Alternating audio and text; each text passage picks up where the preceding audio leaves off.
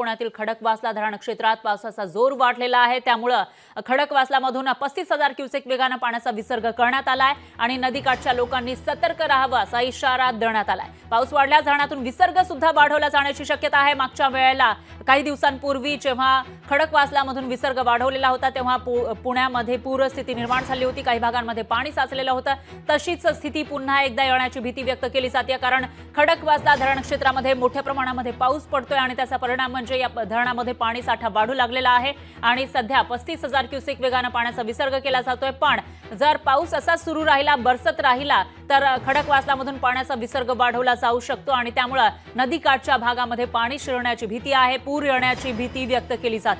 दरम्यान या विषयी अधिक माहितीसाठी आपले प्रतिनिधी चंद्रशेखर भांगे हे आपल्यासोबत थेट जोडले गेले आहेत। पुण्यातून ही दोन दृश्य आपण बघू शकतोय। भिडे पुलावर पाणी आलं आहे आणि खडकवासलामधून विसर्ग सुरू आहे। आपण जाऊया चंद्रशेखर भांगे यांच्याकडे, आपले प्रतिनिधी पुण्यामधून आपल्यासोबत आहेत। चंद्रशेखर, काय सांगाल, मागच्या महिन्यामध्ये जेव्हा खडकवासलातून पाणी सोडलेलं होतं मोठ्या प्रमाणामध्ये तेव्हा पुण्यात पूर आल्याचं दिसून आलं होतं। सध्या काय स्थिती आहे, पाणी कशा पद्धतीने सोडलं जाते आणि पुण्यामध्ये काय चित्र दिसतंय? पुण्यामध्ये जे आहे 35,000 क्युसेसनं पाणी जे आहे ते खडकवासल्यामधून सोडण्यात आलेलं आहे आणि या सगळ्या पाण्याच्या विसर्गामुळे शहरातील जे नदी पात्रात राहणारे लोक आहेत, त्याच्या बाजूला राहणारे जे लोक आहेत, त्यांना सतर्कतेचा इशारा देण्यात आलेला आहे। त्या भागातली सगळी जी विद्युत सेवा आहे ती बंद करण्यात आलेली आहे। खरं तर आपण पाहिलं की काही दिवसापूर्वी ज्या भागामध्ये पूर आला होता त्या पुलाची वाडी, त्याचबरोबर एकता नगर या भागामध्ये सध्या अलर्ट त्या ठिकाणी महापालिकेचे अधिकारी काम करत आहेत। खरं तर आपण पाहिलं की पुण्याजवळील जे सगळे धरणं जे आहेत ते भरलेले आहेत।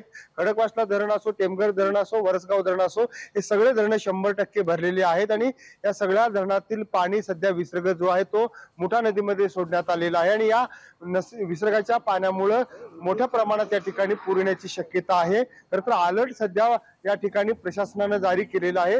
शहरामध्ये अशी कोणतेही अनुचित प्रकार किंवा घटना घडलेली नाही। ज्या घरामध्ये पाणी घुसतं त्या ठिकाणी अद्याप अशा स्वरूपाची अनुचित प्रकार जो आहे तो या ठिकाणी झालेला नाही, परंतु सध्या सतर्क अलर्ट जे आहेत प्रशासन आहे। निश्चितच चंद्रशेखर, तुमच्याकडून याविषयीची अपडेट आपण घेत राहूया। दरम्यान धन्यवाद तुम्ही दिलेल्या या सविस्तर माहितीसाठी। लोकशाही मराठी ऐका, पहा, जागरूक रहा।